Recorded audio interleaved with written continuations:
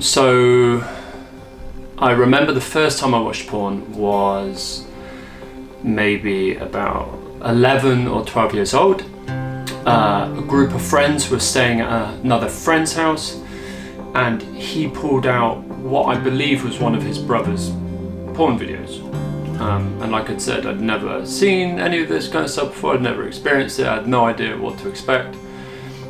And I remember him putting in the video, and amidst all the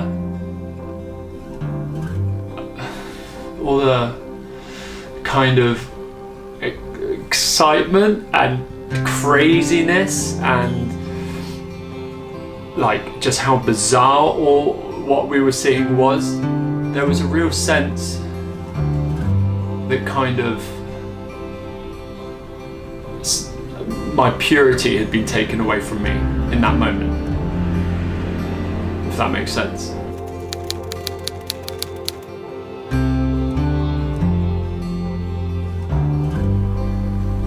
And from there, this curiosity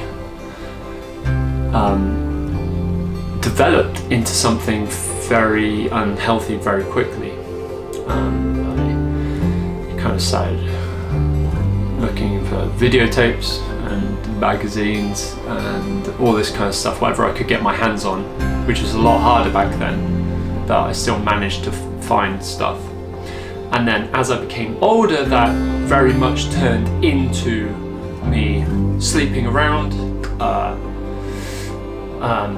completely addicted to that kind of that gratification that I would get from someone else giving me some form of affirmation. I'd be up all night on chat rooms and websites and stuff trying to engage with people in these conversations. The night would turn into morning, and thus the cycle would continue. And I knew it was getting bad when I was at a friend's house getting ready to go out on a Friday or Saturday night. Now, everyone in my friendship group and everyone that I knew kind of held this friend that I was visiting as the kind of the sex machine, the one who would just, you know, women, different days, different nights, all this kind of stuff. And he said to me, how many times have you watched porn or fallen into sexual sin today? And I can't remember the exact number, but it was like between 7 and 10 times, I believe. And he looked at me and he said, I think you've got a problem. And yeah, just hit me.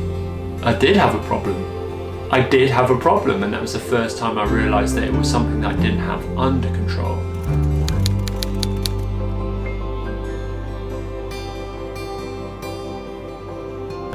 So I eventually moved to London to go to university to study at drama school. And around this time and a bit before, it kind of went from bad to worse. I completely disregarded people's relationship status. I didn't care if these women were married, in relationships, single, not. I didn't care. I would just pursue. I just needed to fill this hole that was inside me. And I was coming back from a party one morning, coming back from a girl's house, feeling completely empty spiritually. And I remember just thinking, there has to be more to life than this. Because what you have to understand, I was at a pretty good drama school in London. I had a scholarship to pay for my education. My parents were financially helping me to survive in London because it's very expensive. I had friends partying, I had everything. Like, I didn't have to worry about anything. There was nothing I had to worry about, you know.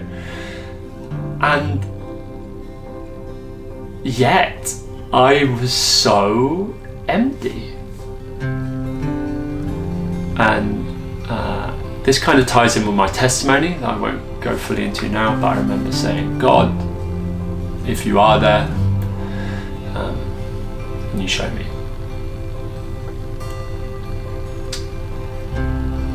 And around this time, a friend who tried to speak to me about Jesus a few years prior, when I was in my early stages of partying, tried to tell me about Jesus, but I wasn't interested because Jesus and religion are boring.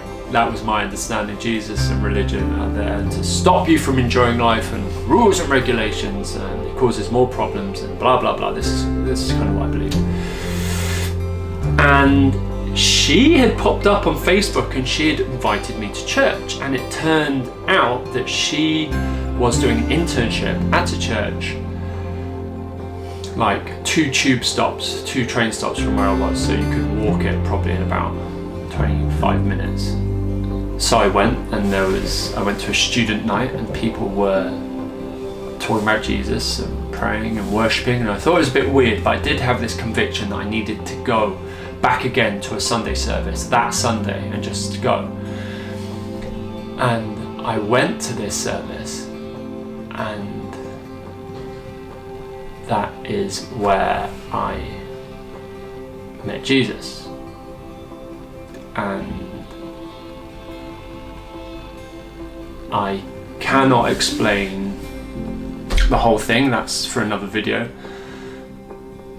But as I developed this relationship with Jesus and became closer to God, I didn't want to do these things anymore.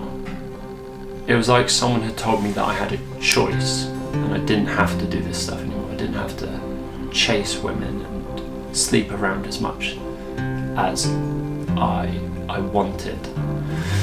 So then that started my walk as a Christian, trying to love Jesus, love God, listen to the Holy Spirit as best as I could do. But I would keep falling into this sin. It had got me, it had captured me, and it had gripped me so tightly that felt like there was nothing I could do to stop. I would leave my laptop at friends' houses, I would get people to change passwords, I would allow people to check my Facebook, I'd do everything because I just wanted porn, and I wanted to chat to women about sex, and I wanted to have sex. That was it, that was what I wanted. And I couldn't beat this, and as I grew in my walk with Jesus, I could see the hypocrisy in the church, and I didn't want to be this person who would tell people about Jesus, but then try and sleep with them that same day or that same night. I hated this wrestle that was inside me. I could see the hypocrisy that was just building inside me, and I could see it in other people in the church. I would go to parties with Christians, and I would just, and I couldn't beat this. So as the years went on,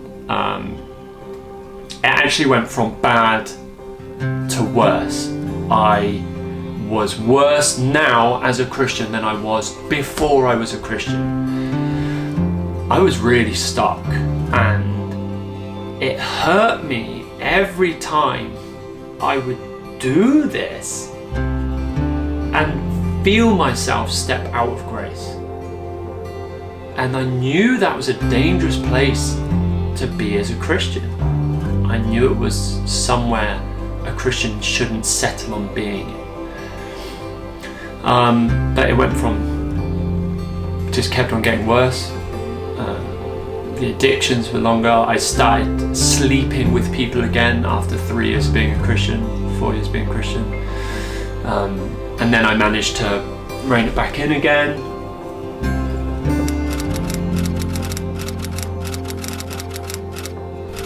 And then after a few years of kind of going up and down with this stuff, I decided to move to a different part of England called Bristol. And I was in it pretty bad here. Now, me and my now wife, we were kind of friends then, very early stages. We were talking, we weren't dating, and I remember messaging her just saying, I cannot beat this. I'm just going through so much mental pain, spiritual pain, and physically I've got this tick which I just can't stop myself doing. Now she says she doesn't think that I shared about the sexual battle, but I definitely had a crisis of faith that I was sharing with her.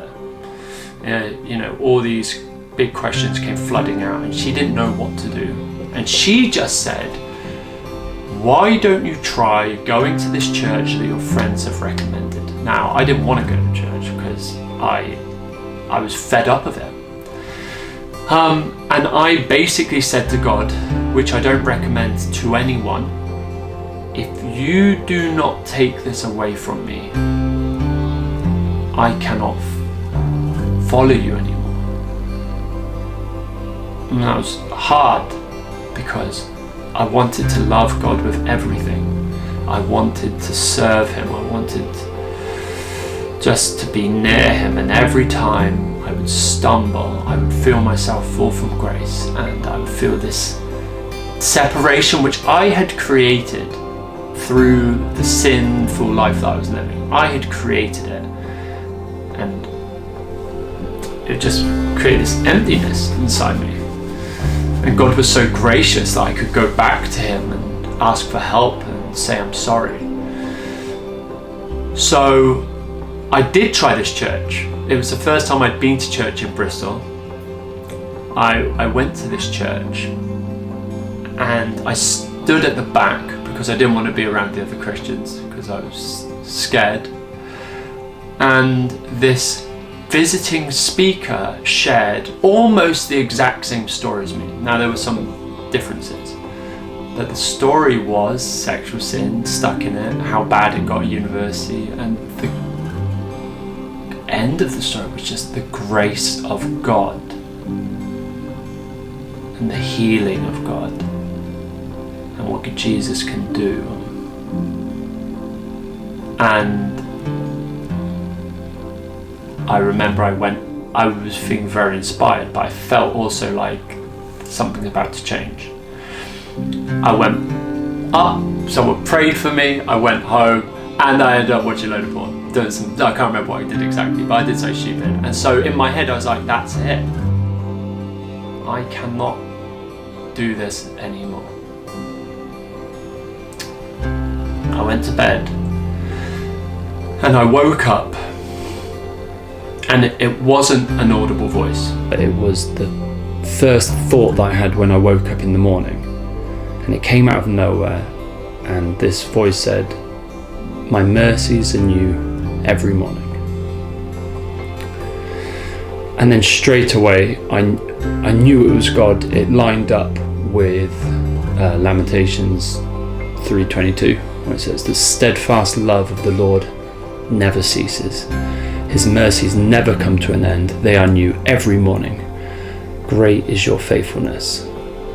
So I just knew straight away from then that something miraculous had happened. And I remember very clearly feeling almost a neurological shift in my brain. It was like my dopamine levels had been recalibrated and started again, because I remember thinking, this is it. All those testimonies I'd heard of people being free of sexual sin and porn, it's happened to me.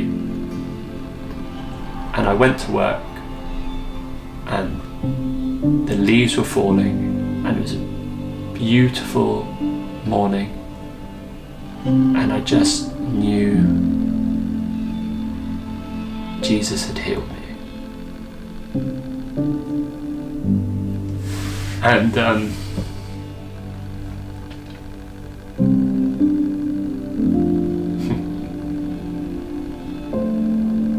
yeah, that's it.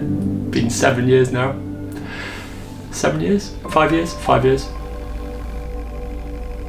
So yeah, it's been 7 years of no porn, chat rooms, online messaging, phone calls, video calls, any of that stuff. And this was the stuff particularly that I was held captive to.